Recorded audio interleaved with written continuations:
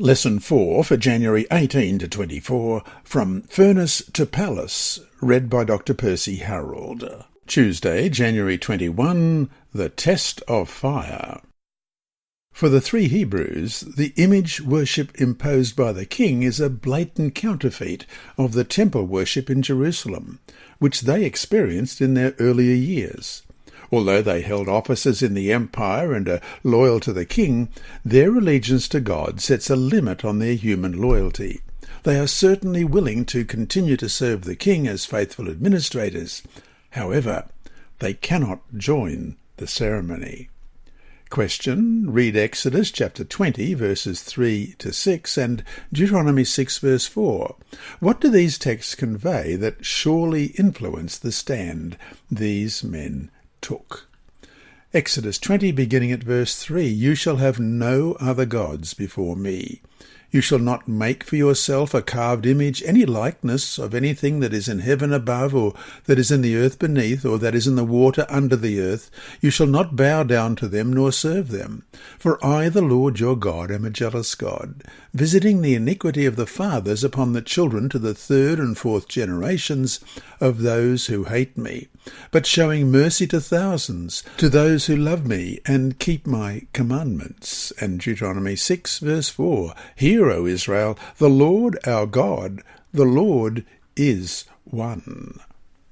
Following the instructions issued by the king, all the people at the sound of the musical instruments bow and worship the golden image. Only the three, Shadrach, Meshach, and Abednego, dare to disobey the king. Immediately, some Babylonians bring the matter to the king's attention. The accusers seek to enrage the king by saying, 1.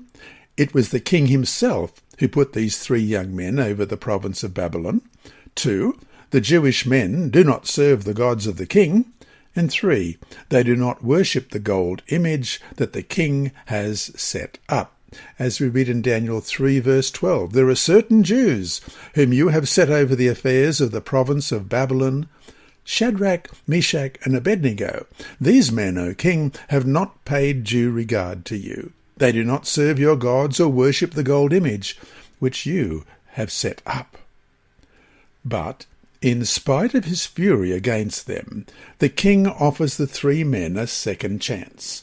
The king is willing to repeat the whole procedure so that these men can retract their position and worship the image.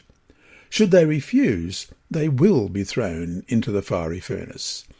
And Nebuchadnezzar closes his appeal with a most arrogant claim in verse 15, "And who is the God who will deliver you from my hands?"